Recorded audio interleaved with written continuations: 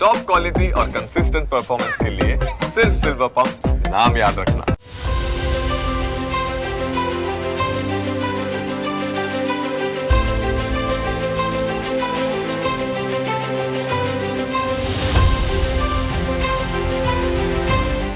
સવારે ચા અને સાંજે અકીલા અને વિશ્વ ફલક પર આ જ ઓળખ અપાવનાર કિરીટભાઈ ગણાત્રા, જેમને તમે અને હું કિરીટ કાકા તરીકે ઓળખીએ છીએ, અને એ જ કિરીટ કાકા આપણી સાથે આજે વાત કરવા જોડાયા છે. અને વિષય છે નરેન્દ્ર મોદી એક વ્યક્તિ વિશેષ.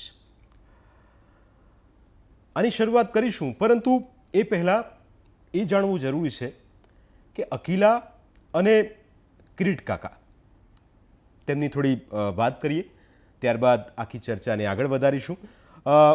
કિરીટભાઈ ગણાત્રા રાજકોટમાંથી પ્રકાશિત થતા સાંધ્ય દૈનિક અકીલાના માલિક છે અને મેનેજિંગ એડિટર છે. અકીલા ગુજરાતમાં સૌથી વધુ વંચાતું સાંધ્ય દૈનિક છે અને એવું કહેવાય કે સવારે ચા અને સાંજે અકીલા. જો તમે સવારે ચાના આદી છો અને રાજકોટમાં રહો છો તો ચોક્કસ તમે અકીલા વાંચતા જ હશો. અને અકીલા એ વિશ્વ ફલક પર એક આગવું ખાસ એક ઓળખ અકીલાએ બનાવી છે અને તેનો શ્રેય કિરીટભાઈ ગણાત્રા, કિરીટ કાકા અને તેમની આખી ટીમને જાય છે. અને આજે જ્યારે વાત આપણે નરેન્દ્ર મોદીની કરતા હોઈએ ત્યારે કિરીટ કાકાનું નામ અચૂક આવે. તેમના અનુભવો, તેમની વાતો, તેમની યાદો, તેમની સાથેના સંબંધો, આ તમામ વિષય વિશે આપણે વાત કરવી છે. અને એટલે જ કિરીટ કાકા આજે જોડાયા છે. કિરીટભાઈ, આપનું સ્વાગત છે. નમસ્કાર, હું છું જીગર. કિરીટ કાકા, સૌથી પહેલો સવાલ, તમારી કારકિર્દીની દરમિયાન અનેક લોકોને તમે અત્યાર સુધી મળ્યા હશો, એ તમામ મોટી હસ્તીઓ હશે, પણ નરેન્દ્ર મોદી સાથેની આપની મુલાકાત અને આપ પહેલાં તો નરેન્દ્ર મોદીને કેવી રીતે જોઈ રહ્યા છો? નરેન્દ્રભાઈ તો આજે આપણે એમના માટે કંઈ બોલીએ એ જુદી વાત છે, પરંતુ એમના મહામાનવથી કોઈ નીચી વાત જ ન કરી શકીએ આપણે. નરેન્દ્રભાઈને મારે મળવાનું થયું 41 વર્ષ પહેલાં. ત્યારે તેઓ રાષ્ટ્રીય સ્વયંસેવક સંઘના પ્રચારક હતા અને અમારે અનાયાસે રાજકોટ આવેલા અને મેં આમંત્રણ આપ્યું કે આપમાં અમારે ત્યાં પધારો. ત્યારે એ સમયે આખું સૌરાષ્ટ્ર નરેન્દ્રભાઈ ફરતા અને ત્યાંની ગતિવિધિ, લોકોનું શું માને છે, લોકોના પ્રશ્નો, રાજકીય ગતિવિધિ શું છે, આ બાબતે અમે શરૂઆતથી પહેલી ચર્ચાઓ કરેલી. આવીને બેઠા અને મેં અકીલાની અંદર આ ઇન્ટરવ્યૂ એમનો ત્યારે પ્રસિદ્ધ કરેલો. અનફોર્ચ્યુનેટલી મારી પાસે એ સમયની કોઈ યાદીઓ આજે પડી નથી, નહીં તો નરેન્દ્રભાઈના ફોટા, એમની મુલાકાતો, એમના સમાચારો હું ઘણું આપી શક. પરંતુ એ વખતે મને ખ્યાલ પણ નહોતો કે આપણે આ બધું પ્રિઝર્વ કરવું જોઈએ. તમે નહીં માનો, મારે ત્યાં અટલજી, અડવાણીજી, અહેમદભાઈ સહિત 14 મુખ્યમંત્રીઓ આવી ગયા છે, મહાનુભાવો આવી ગયા છે, પણ આ કોઈ આઈડિયા નહોતો કે આપણે આ બધું પ્રિઝર્વ કરવું જોઈએ. જી, આમ નરેન્દ્રભાઈ સાથેનો પહેલો. જી, બીજો સવાલ એ થાય કે આપે જે વાત કરી કે હસ્તીઓ અનેક આવી, પણ નરેન્દ્ર મોદી અને આપનો આ જે એક નાતો છે, આપનો કોઈ યાદગાર પ્રસંગ કાકા આપ અત્યારે શેર કરી શકો? જરૂરથી. તમને કહું, એક થોડો પાસ્ટમાં જવું પડશે. બિલકુલ. નરેન્દ્રભાઈ મુખ્યમંત્રી થયા 2002ના અરસામાં જ મારા પત્ની 42-43 વર્ષની વયે અચાનક દેહાંત થયો એમનો, અને એમનો ફોન પણ આવ્યો અને રૂબરૂ તેઓ લગભગ 4-5 કેબિનેટ મિનિસ્ટરોને લઈને મારે ત્યાં મોઢે આવ્યા, સાંત્વના આપવા આવ્યા. આ એક બનાવ તો એક તમને એટલા માટે કહું છું કે એમની લાગણી હતી, ગાંધીનગરથી અહીંયા સુધી આવ્યા, મારે ત્યાં અડધો કલાક બેઠા, મને સાંત્વના આપી. આ તો વાત એક સહજ એક સંબંધની વાત થઈ ગઈ. પણ આપ નહીં માનો, 2015-16માં વડાપ્રધાન થયા પછી મને પહેલી વાર પીએમઓ હાઉસમાં દિલ્હીમાં મળવા બોલાવેલો અને હું ગયો. ત્યાં એમની સાથે મારી મુલાકાત થઈ. તમે બિલીવ નહીં કરો, હું હજી જ્યારે એમની તો વિશાળ ઓફિસ છે, અંદર જેવો દાખલ થયો તો એક ચશ્મા આમ પકડી પોતે નીચે કંઈ વાંચતા હતા. બિલકુલ મોટું ટેબલ, એકદમ સાફ એમનું. અવાજ સેટ થયો, અંદર દાખલ થયો એટલે તરત મારી સામે જોયું. મને કે ઓહો કિરીટભાઈ, કેટલા વખતે આપણે મળ્યા. એમ કરીને ઊભા થયા, અડધે સુધી આવ્યા, મને ભેટી પડ્યા અને મારો હાથ પકડી અને જેમ VVIP વર્લ્ડને આવતા હોય જી. એ બેઠક ઉપર મને બેસાડ્યો. ત્યારબાદ તમે બિલીવ નહીં કરો, પહેલો પ્રશ્ન મને એ પૂછ્યો કે મારા બેન ગયા પછી નિમિષ તમને સાચવે છે. કેન યુ ઇમેજિન કે આ કક્ષાએ પહોંચેલી મહાન વ્યક્તિ, મારા જેવા તો અસંખ્ય પત્રકારો, લોકો, નાના મોટા માણસો એમને રોજ મળતા હશે, પણ આવી નાની નાની વાત યાદ કરી અને આપણને પૂછવું એ કેટલી મોટી ઘટના છે. આ ક્યાંય મેં હજી સુધીમાં આવું જોયું નથી ક્યારે. બિલકુલ, કારણ કે ઘણા બધા લોકો એવું કહેતા હોય કે નરેન્દ્રભાઈ મોદી એક વખત કોઈ પણ વ્યક્તિને મળે અને એ વ્યક્તિ વર્ષો પછી પણ જો એમની સામે આવે તો એ નામ સાથે એમને બોલાવતા હોય છે. હા, બહુ સારું છે અને મારો અનુભવ છે એકદમ બિલકુલ તથ્યવાળી વાત છે, ક્યારેય ભૂલતા નથી થયું. બીજું પણ આપ જે કયો એ વાત કરું આપ. બિલકુલ. બીજું એક, ત્યારે આપે જે વાતચીતની કરી, હું એ જ પ્રશ્ન પર આવતો હતો પણ આપે એ જ જવાબ આપ્યો કે જ્યારે આપ મળ્યા ત્યારે કયા પ્રકારની વાતચીત એમની સાથે થતી. બીજું, અને આપે એનો જવાબ પણ આપ્યો. મારો સવાલ કાકા એ છે કે મોદી સરકાર એટલે કે લગભગ 2014થી લઈને અત્યાર સુધી મુખ્યમંત્રી ગુજરાતના રહ્યા, પછી દેશના પ્રધાનમંત્રી બન્યા. આ સમયગાળો દરમિયાન એમના જેટલા પણ નિર્ણયો લેવામાં આવ્યા એ નિર્ણયોને કાકા આપ કઈ રીતે જોઈ રહ્યા છો? તમે કહું, એક વ્યક્તિ અનેક પરિસ્થિતિઓની અંદર જુદા જુદા નિર્ણયો લઈ શકે અને મક્કમતાથી વળગી રહે. આ છેલ્લું આપણે બનાવ જોઈએ તો અમેરિકાની પ્રચંડ દાદાગીરી સામે પણ ઝૂકવું નહીં અને પોલિટિકલ મોટિવ અને પોલિટિકલ તાકાતથી એની સામે સારી રીતે ઝઝૂમવું અને માન મેળવવું એ કાંઈ નાની વાત નથી. આજ સુધી મેં નથી જોયું આવું ક્યાંય. બિલકુલ. એટલે કે અહીં બીજો પ્રશ્ન એ પણ થાય, થોડી પોલિટિકલ વાત કરીએ. કોંગ્રેસની સરકાર આપે જોઈ, આપે ભાજપ સરકારની કામગીરી પણ આપે જોઈ. બંનેની અંદર આ જે તફાવતની જ્યાં સુધી વાત આવે, આપ શાસનની જ્યાં સુધી વાત છે, આ મોદી સરકારના શાસનને આપ કઈ રીતે જોઈ રહ્યા છો કાકા? મોદી સરકાર શાસન એટલે એક મક્કમ શાસન છે એવું હું માનું છું. કોઈ પણ સંજોગોમાં તેઓ ક્યારેય કોઈથી પણ ચલિત નથી થયા, વ્યથિત નથી થયા અને કોઈ પણ પ્રસંગની અંદર એમને કુદરતની પણ મદદ છે અને એમની પોતાની પણ તાકાત છે. પ્રસંગોનો ઉકેલ હંમેશા કરતા આવ્યા છે. તમે જુઓ, આજ ગુજરાતની અંદર કોમી તોફાનો જે રોજિંદા બનાવ હતા એ નામશેષ થઈ ગયા છે. તો એ એક મોટી તાકાત તો ગણાય. આ કાંઈ નાની સૂની ઘટના રોજિંદા, મને યાદ છે કે સૌરાષ્ટ્રના 2-4 ગામો એવા છે, ધોરાજી, વાંકાનેર, અમુક જગ્યાએ તો હાલતા તમારે તોફાનો હોય. આજે બધે જ શાંતિ સ્થપાઈ ગઈ છે. આ કેવડી મોટી ઉપલબ્ધિ છે. આવી તો પાર વિનાની ઉપલબ્ધિઓ આપણે નરેન્દ્રભાઈ માટે વર્ણવી શકીએ કે જે બીજી સરકારોમાં જોવા નથી મળી. બિલકુલ. બીજું કાકા પ્રશ્ન એ કે આપ હંમેશા તમામ લોકોની મદદ કરતા હો છો, એ સોશિયલ મીડિયાનું માધ્યમ હોય કે પછી સાંધ્ય દૈનિક અકીલાની વાત, એક કોલમ જો આપના પેપરની અંદર છપાય તો ચોક્કસ એક મદદનો ધોધ વહેતો હોય છે અને એક આ પરંપરા વર્ષોથી ચાલતી આવી છે. મારો પ્રશ્ન એ કે કિરીટ કાકા, આપની પાસે કોઈ મદદ માગવા આવે અને પછી આપને એમ કહે કે ભાઈ કાકા વાત કરો ને સાહેબને કંઈક આ રીતની મદદની જરૂર છે, ક્યારે કોઈ એવી વાત થઈ કે આપે ફોન કર્યો હોય બીજાના માટે કે સાહેબ આમાં કંઈક થઈ શકતું હોય તો જુઓ ને, તો એવા કોઈ પ્રસંગ હોય તો? નહીં, વ્યક્તિગત મેં એવી વાત નથી કરી, પણ માનો રાજકોટ કે સૌરાષ્ટ્ર માટે કંઈ કહેવાનું હોય બિલકુલ તો ચોક્કસ મેં ધ્યાન દોર્યું છે. તમને એક વાત કરું, એ પ્રસંગ મને યાદ આવે છે. અભયભાઈ ભારદ્વાજ રાજકોટમાં આપણે એક મોટું સન્માનીય નામ અને રાજ્યસભાના સભ્ય બન્યા. તરત જ કોરોના આવ્યો અને હજી શપથ નથી લીધા ત્યાં એમની તબિયત બગડી અને અહીંયા સિવિલમાં દાખલ કર્યા વિજયભાઈના સમયે. એ વખતે ઉત્તરોત્તર શ્રેષ્ઠ સારવાર છતાં તબિયત બગડતી જતી હતી. તમે બિલીવ નહીં કરો, મને એક નંબર હતો એમનો ત્યારનો મારી પાસે અને મેં માત્ર SMS કર્યો કે અભયભાઈને તમે તાત્કાલિક રાજકોટથી શ્રેષ્ઠ હોસ્પિટલમાં ખસેડો, તબિયત ખૂબ ખરાબ છે. આ પછી તો ઘણો લાંબો સમય વયો ગયો.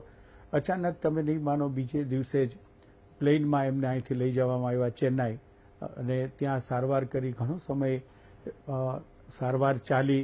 આપણને આશા બંધાણી હતી કે બચી જશે અભયભાઈ. કમભાગ્યે એમને બચાવી ન શકાયા. પણ ઘણા સમય પછી શાસ્ત્રી મેદાનની અંદર એક કાર્યક્રમમાં નરેન્દ્રભાઈ આવ્યા અને મારે એમને મળવાનું થયું.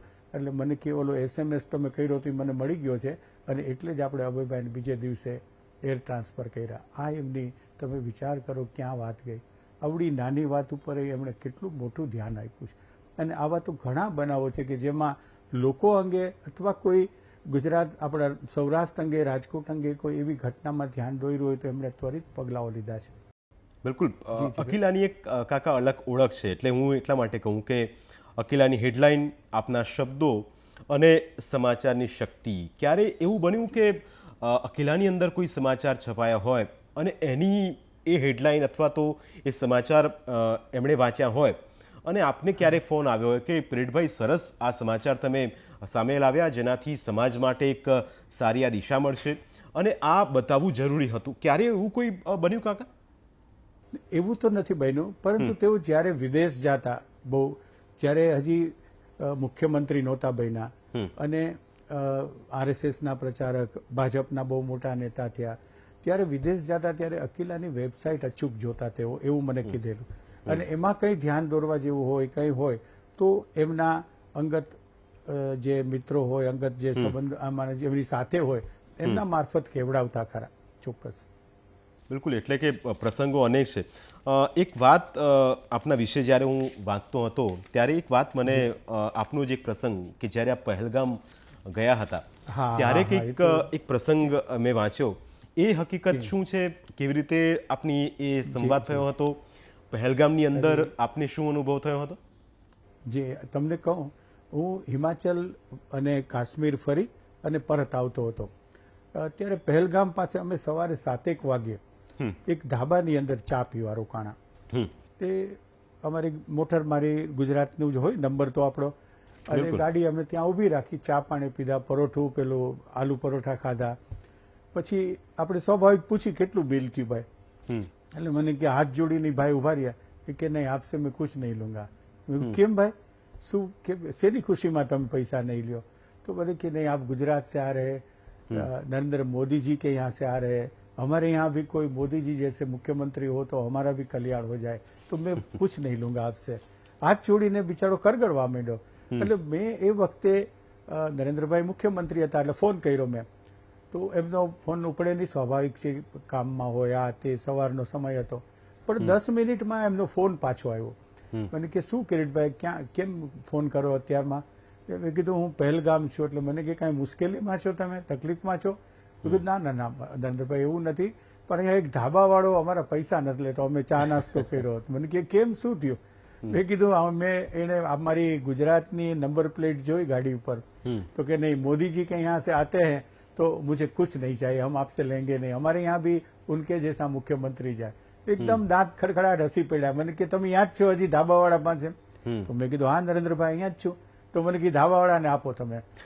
મેં ધાબાવાળાને કીધું કે નરેન્દ્રભાઈ યાર વાત કરો. તો આભો થઈ ગયો. મને કે સચ મેં સાહેબ નરેન્દ્રભાઈ હે? મેં કીધું હા તમે વાત તો કરો. કીધું નરેન્દ્રભાઈ એની સાથે 3-4 મિનિટ વાત કરી. એટલો બધો રાજી થયો અને એના કરતા અપાર રાજીપો મને થયો કે આવડી નાની બાબતમાં એ નરેન્દ્રભાઈ આટલો સમય કાઢીને આ નાના માણસ સાથે વાત કરે, કેવડી મોટી છે. અને ત્યાં આપણા ગુજરાતના અને નરેન્દ્રભાઈ વિશે કેવડી મોટી છાપ છે. આ પણ એ સમય. અને નરેન્દ્રભાઈ તમને કહું, એ પછી વર્ષો પછી રાજકોટમાં પેલા ઉપવાસ કરતા સદભાવના સંમેલનો, ત્યારે રાજકોટમાં રેસકોર્સમાં 20-25 હજાર લોકોની મેદની વચ્ચે એમણે પ્રવચન આપ્યું. એમાં આ આખો કિસ્સો 3 મિનિટનો એમણે વર્ણવ્યો જનતા, જાહેર જનતામાં. અરે એ વર્ણવ્યો એટલા માટે હું પર્સનલી માનું છું કે એમણે મને અહીંયા રાજકોટ પંથકમાં મોટો કરી દેખાડ્યો. આમ તમે વિચાર કરો કે આનાથી મોટી બીજી મહાનતા કઈ હોય ભાઈ? જી જીગરભાઈ. બિલકુલ. એટલે હું લોકચાહના જ કાકા વાત કરતો હતો ને એ સવાલ પર હવે આવું. અત્યાર સુધી અનેક નેતાઓ આવ્યા, દેશના પ્રધાનમંત્રી બદલાતા રહ્યા, રાજ્યના મુખ્યમંત્રી બદલાતા રહ્યા, પણ આ જે સમયગાળો છે એ જે લોકચાહના વિશ્વ ફલક પર પ્રધાનમંત્રી નરેન્દ્ર મોદીએ મેળવી છે એની પાછળનું સૌથી મોટું કારણ આપ કયું માનો છો? હું માનું છું એક તો એમની દાયકાઓની તપશ્ચર્યા તો છે જ. સમગ્ર દેશની પ્રજાને પોતાનો પરિવાર માને છે અને એનું કલ્યાણ એ જ એમનો એક મોટો રહ્યો છે. અને આમાં તેઓ ક્યારેય પાછા પડ્યા નથી. બીજું તમે જુઓ કે લોકો નજરે જોઈ શકે એવો એમણે વિકાસ કર્યો છે. આજે નાનકડું એક જ વાત તમે લ્યો તો વંદે ભારત ટ્રેન આવી બીજી અનેક ટ્રેનો શરૂ કરી. તો પ્રત્યેક જે કોઈ મુસાફરી કરે છે એને સાક્ષાત ખ્યાલ આવે છે કે આપણને કેટલી બધી આ મોટી સમસ્યામાંથી દૂર કર્યા. હું તમને કહું, સુદર્શન સેતુ બનાવ્યો આપણે ત્યાં દ્વારકામાં, તો 2-3 વખત હું ગયો, અનેક લોકો એટલા બધા વખાણ કરતા આપણને જોવા મળે કે આ ગજબ કરી, કે આ સુદર્શન સેતુ બનાવ્યો તો બેટ દ્વારકામાં જવાનું સાવ ઇઝી થઈ પડ્યું. એટલે આવા તો આખા દેશના તમે લ્યો, મહાકાલ કોરિડોર લ્યો, અનેક એવા બનાવો છે કે જેમાં નરેન્દ્રભાઈ પ્રજા જે અનુભવી શકે, જે જોઈ શકે, જે પ્રજાને સ્પર્શી શકે એવા સેંકડો વિકાસના કાર્યો, બીજા તીર્થધામોના કાર્યો અને અનેક સ્તર ઉપરના કાર્યો કર્યા છે એમણે. બિલકુલ કાકા, નરેન્દ્રભાઈની વાત ઉપર જ આવું. આપ જ્યારે જ્યારે બોલો છો ત્યારે નરેન્દ્રભાઈ શબ્દ આપના મુખેથી નીકળે છે અને એ આપણા સંસ્કાર, એ આપણી શક્તિ અને એ આપણો ભાઈચારાનો એક સંદેશ છે. સવાલ એ કે અત્યાર સુધી ઘણા સમાચાર પત્રો વાંચ્યા અને એવું કહેવાય કે સમાચાર પત્રોની ભાષા ટીવીની ભાષા, એટલે કે અમે જેમાં છીએ એની ભાષા સમાચાર પત્રની ભાષા. પણ અખિલાની અંદર જ્યારે જ્યારે પણ આ સમાચાર છપાય કે પ્રધાનમંત્રીને લગતા કોઈ સમાચાર છપાય અથવા તો જ્યારે મુખ્યમંત્રી હતા એ વખતની કોઈ હેડલાઇન હોય, હંમેશા આપની હેડલાઇનની અંદર મેં જોયું છે કે નરેન્દ્રભાઈ મોદી. આપની આ હેડલાઇન, આપની સમાચારની અંદરના જે શબ્દો, એ દરેક જગ્યાએ આ વસ્તુ ખાસ જોવા મળે છે. એની પાછળનું કોઈ ખાસ કારણ? નરેન્દ્રભાઈની સાથેનો પ્રથમ જ્યારે સંબંધ થયો ને ત્યારથી આજ સુધી એક અલગ જ ભાવ એમના પ્રત્યે, એક અલગ માન રહ્યું છે.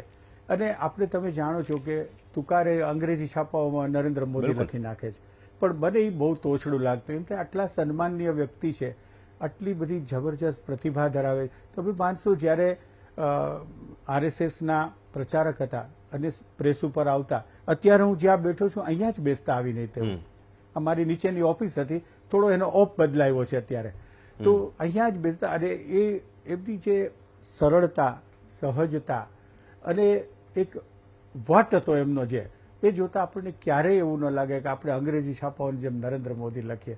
એના બદલે મને હંમેશ મનથી, અંદરથી સ્ફૂર્ણા થતી કે આપણે નરેન્દ્રભાઈ જ લખવું. આજ સુધી મારા છાપામાં ભાગ્યે જ ક્યાંક કોઈ છોકરાઓથી એવું લખાઈ ગયું હશે કે નરેન્દ્ર મોદી, બાકી નરેન્દ્રભાઈ જ લખાય. અને આપના ધ્યાને આ વાત આવી છે એને મને ગજબ નાકનું આશ્ચર્ય છે કે તમે આ કેટલું બધું માઇન્યુટ ધ્યાન આપ્યું છે આ બાબતે.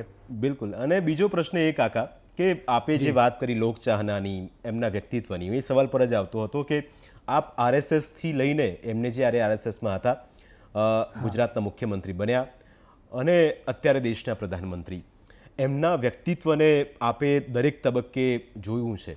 એની અંદર આપને ક્યારે એવું લાગ્યું કે આ જે RSSની સમયમાં જે નરેન્દ્રભાઈ હતા એ નરેન્દ્રભાઈ અત્યારે નથી, અથવા તો નરેન્દ્રભાઈ જેવા RSSની અંદર હતા, એક BJPના કાર્યકર હતા, ગુજરાતના મુખ્યમંત્રી હતા અને દેશના પ્રધાનમંત્રી છે, એની અંદર ક્યારે કોઈ એ વાતનો બદલાવ જોવા નથી મળ્યો? નહીં, સંઘના પ્રચારક હતા, એ તો આજે પણ છે જ, પોતે કહે છે હું સંઘનો અદનો સેવક છું. પણ આજે એમની ભૂમિકા અલગ થઈ ગઈ. આજે વડાપ્રધાન તરીકે અને સંઘના સ્વયંસેવક તરીકે બે વાત તમે અલગ અલગ મૂલવો તો ખ્યાલ આવશે કે દેશના વડાપ્રધાન તરીકે તો એમને આખા વિશ્વ સાથે દેશના સંબંધોને જોડીને વાત કરવી પડે, દેશના એક એક રાજ્યને જોડીને વાત કરવી પડે. સંઘની અંદરના જે સંસ્કાર છે એ તો એમનામાં આજે પણ છે. એટલે હું નથી માનતો કે એના લીધે કોઈ એવું કોઈ ભેદભાવ એમનામાં આવ્યો હોય. આજે પણ તમે જુઓ, જ્યાં પણ જાય છે ત્યાં સરળતાથી, સહજતાથી લોકોમાં તેઓ એકદમ છવાઈ જાય છે, મિક્સ થઈ જાય છે. બિલકુલ. વિશ્વ સાથેના સંબંધોની જ વાત છે. વાત વિદેશ નીતિ પર થોડી આપણે કરી લઈએ કે નરેન્દ્ર મોદીની વિદેશ નીતિ, કારણ કે અત્યારે તમે જુઓ કે અમેરિકા સાથેની વાત હોય, ચીન સાથેના સંબંધોની વાત હોય, રશિયાની વાત હોય અને વિશ્વ ફલક પર આગળ વધતા ભારતની વાત હોય, નરેન્દ્ર મોદીની આ વિદેશ નીતિને કાકા આપના અત્યાર સુધીના વર્ષોના અનુભવ પછી આપ એને કઈ રીતે જોઈ રહ્યા છો? જીગરભાઈ, આપ એક જ વિચાર કરો કે ભારતને વિશ્વના ફલક ઉપર આજ સુધી આટલું મહત્વ મળ્યું હતું ક્યારેય?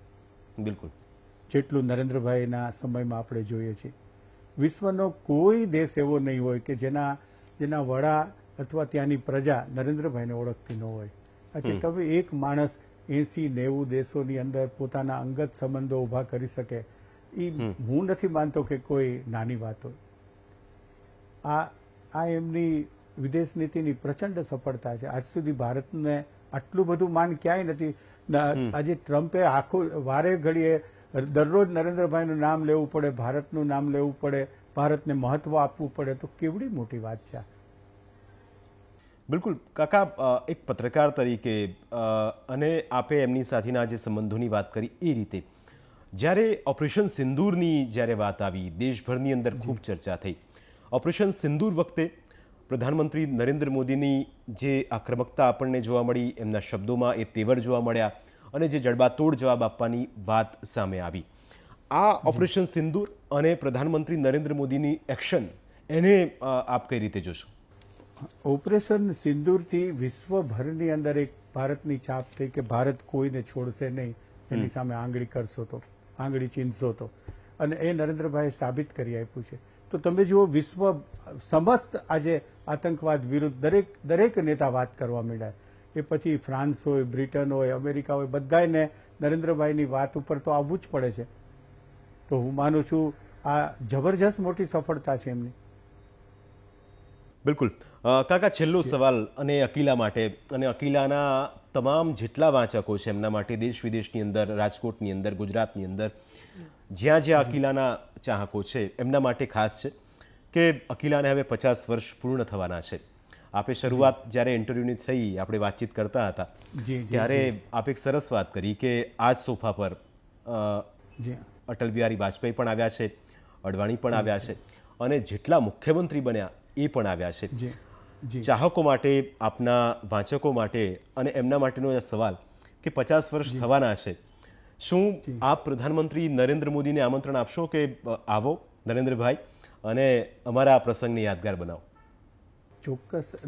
કયા તંત્રીને જીવનમાં આ અબડખા ન હોય કે આપણે ત્યાં નરેન્દ્રભાઈ આવે, અને જ્યારે નરેન્દ્રભાઈ સાથે આટલા દાયકાઓનો સંબંધ છે ત્યારે એ તો મારું અહોભાગ્ય થાય કે નરેન્દ્રભાઈ 50 વર્ષની ઉજવણી સમયે અહીંયા આવે. પરંતુ આપને એક બીજી વાત કરું. 50 વર્ષ થવાને તો હજી મારે 3 વર્ષ બાકી છે. પરંતુ એ પહેલા મારા હાથે રાજકોટની અંદર રણછોડદાસજી મહારાજનું એક સપનું હતું કે એક આંખની હોસ્પિટલ વર્લ્ડ બેસ્ટ બનાવવી અને એમાં દરેક ગરીબ દર્દીઓને ટોટલ મફત સારવાર મળે, તમામ આંખના બધા જ રોગોની. આપને કહું કે રાજકોટમાં આજે 9 માળની અલ્ટ્રા મોડર્ન આંખની હોસ્પિટલ તૈયાર થઈ ગઈ છે. અત્યારે સાધનો બેસાડાય છે અને મારી અંતરની ઈચ્છા એવી છે કે આવતા વર્ષે જ્યારે આનું ઉદ્ઘાટન કરવામાં આવે ત્યારે નરેન્દ્રભાઈના હસ્તે આ ઉદ્ઘાટન થાય. લગભગ 100 કરોડના ખર્ચે આ બનાવી છે. તમામ કામ પૂરું થયું છે, સાધનો ગોઠવાય છે, જે 5-6 મહિનામાં હું માનું છું પૂરું થઈ જશે. આ માટે અમે આમંત્રણ પણ નરેન્દ્રભાઈને દેવા જવાના છીએ અને મને શ્રદ્ધા છે કે નરેન્દ્રભાઈને પણ ગુરુદેવ પ્રત્યે અપાર લાગણી છે, પૂજનીય ભાવ છે, તો ના નહીં પાડે એવી આશા છે. અકીલાના 50 વર્ષ પૂરા થાય ત્યારે અકીલાના આંગણે આવે એવો તો મારા સહિત આખો પરિવાર અમારો ઈચ્છતો હોય. પણ એ પહેલા ગુરુદેવ રણછોડદાસજી મહારાજ આશ્રમનું આ 9 માળની અતિ આધુનિક જે અમે હોસ્પિટલ બનાવી રહ્યા છીએ એ ગુરુદેવનું સપનું હતું. તો એમાં તેઓ પધારે તો અમારા સૌનો એટલો અપાર આનંદ બેવડાઈ જશે. બિલકુલ, આપનું સપનું સાકાર થાય અને પ્રધાનમંત્રી ત્યાં આપના ત્યાં મહેમાન બને અને એ પ્રસંગને પણ યાદગાર બનાવે. છેલ્લો સવાલ કાકા આપને, મને પ્રશ્ન આ ચર્ચા દરમિયાન થયો કે આપના સમાચાર જે સાંધ્ય દૈનિક છે એનું નામ અકીલા શા માટે આપે પસંદ કર્યું? અકીલાનો અર્થ, અકીલા નામ પસંદ કરવા પાછળનું કારણ? ચોક્કસ કહું. અનેક લોકો એવું મને અવારનવાર કહે કે અકીલા એટલે અજીતભાઈનો, મારા નાના ભાઈ જે અકીલાના એડિટર છે, કિરીટભાઈનો અને લા છે મારા દાદા લાલજીભાઈ. પણ વાસ્તવમાં આવું કંઈ નથી. અમે જ્યારે અકીલા શરૂ કર્યું ત્યારે અમે 8 ભાઈ બહેનો બેઠા હતા સાથે અને એક નામ નક્કી કર્યું. મારા બાપુજી ગુજરી ગયા. એમની અપાર ઈચ્છા હતી કે કોઈ એક સાંધ્ય દૈનિક શરૂ કરવું બપોર પછીનું, જેમાં નાનો માણસ આવીને પોતાની વાત કરી શકે, પોતાની મુશ્કેલી કહી શકે, કોઈ પ્રશ્ન હોય તો રજૂ કરી શકે. તમને કહું, મારે ત્યાં એ સમયે લગભગ 18-20 જેટલા માસિકો, પખવાડિકો અને અઠવાડિકો છપાતા અને અમે પ્રિન્ટિંગનું મજૂરી કામ કરતા અને અમારું ચાલતું ગાડું બધું. પણ ફાધર છે એ સ્વાતંત્ર્ય સંગ્રામ સમયે ગાંધીજીની લડત હોય, સરદાર પટેલની રાજકોટમાં લડત હોય, આ બધું લાઈવ કવરેજ જય સૌરાષ્ટ્ર નામનું અમારું એક અઠવાડિક ચાલતું એમાં એ કરતા હતા. એટલે એમની અંતિમ ઈચ્છા બહુ હતી કે એક સારો સાંધ્ય દૈનિક કરવું. અમે બધા ભાઈ બહેનો બેઠા, સૌએ નક્કી કર્યું કે આપણે એક એક નામ લખીને મૂકીએ.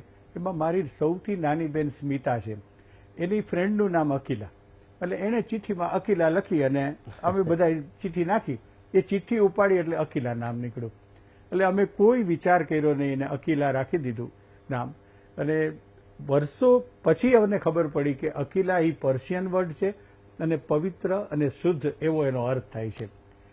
આની સાથોસાથ તમને અકીલાબેન આજે પણ મુંબઈમાં છે અને રાજકોટ આવે તો એ જરૂર મળવા આવે છે અને અમારા પરિવારજન સમા છે. આ અકીલા માટે 2 વર્ષ પછી એટી શાહ કરીને મિડ ડેના બ્યુરો ચીફ હતા, એટલે મારા અંગત નાનપણના મિત્ર. અમે અહીંયા બેઠા હતા, મેં કીધું એટી એકાદું કંઈક સ્લોગન તો લખી દો. અમે રિક્ષાઓની પાછળ બોર્ડ મારતા એમ કે ભાઈ અકીલા સાંજના સમાચારો માટે અકીલા વાંચો. તો મને કે આમ બેઠા આ વિચાર કર્યો, પછી મને કે લખ સવારે ચા સાંજે અકીલા. બસ એ એટલું બધું અત્યારે હિટ ગયું છે આજે કે કોઈ કલ્પના આપણે ન કરી શકીએ. જી જી બિલકુલ. એટલે કે ઘણાને ચા મિસ થઈ જાય પણ અકીલા મિસ ન થાય. ઉત્તરોત્તર આપનું સાંધ્ય દૈનિક પ્રગતિ કરી રહ્યું છે. કાકા, હવે આગળના પડાવો, આગળની આપની જે અકીલાને લઈને પ્લાનિંગ, કારણ કે સોશિયલ મીડિયાની અંદર આપ સરસ એવું આગળ વધી રહ્યા છો, ફ્યુચરના પ્લાનિંગ અકીલાને લઈને કોઈ? નહીં, હવે તો મને 76 વર્ષ થયા છે, એટલે બધું જ ધીમે ધીમે મારા સન છે નિમિષ ડિજિટલનું આખું ઈ સંભાળે છે અને પ્રિન્ટ મીડિયા પણ અમે ધીમે ધીમે એના ખભા ઉપર નાખતા જઈએ છીએ. એટલે હવે 1-2 વર્ષમાં હવે હું પણ જે મારી પાસે 5-10 વર્ષ ભગવાને આપ્યા છે, એ થોડીક મારી જે ઈચ્છાઓ છે, પ્રકૃતિ જોવી, જંગલોમાં ફરવું, અને ઓશોનો ઓશો માટે મેં સંન્યાસ પણ લીધો છે વર્ષો પહેલા, તો એની સાથે જોડાયેલો છું ને એમાં ઊંડા ઉતરવું છે. આ સિવાય બીજી ઈચ્છા નથી કાંઈ. બિલકુલ બિલકુલ કાકા, આપની તમામ ઈચ્છાઓ પૂર્ણ થાય અને આપે જે અત્યાર સુધી તમામ લોકોને આપના શબ્દોથી, આપના સમાચારથી જે મદદ કરી છે, જે તાકાત આપી છે, એ જ ઘણું બધું કહી જાય છે અને આ જ આપની ઉપલબ્ધિ છે. અને આપે જે કહ્યું કે પ્રધાનમંત્રી આવે અને આપના પ્રસંગને યાદગાર બનાવે, તો ચોક્કસ અમારી પણ એ જ અભિલાષા કે આપનો આ પ્રસંગ ખૂબ યાદગાર બને. આપ અમારી સાથે આ ચર્ચામાં જોડાયા, આપનો ખૂબ ખૂબ આભાર. તો આ હતા કિરીટભાઈ, જેમણે દિલ ખોલીને વાત કરી, તેમના વિચારો વ્યક્ત કર્યા અને એમના મનની વાત કરી. આજની વિશેષ રજૂઆતમાં બસ આટલું જ. ફરી મળીશું એક નવા વ્યક્તિ વિશેષ સાથે. ત્યાં સુધી રજા આપશો. નમસ્કાર.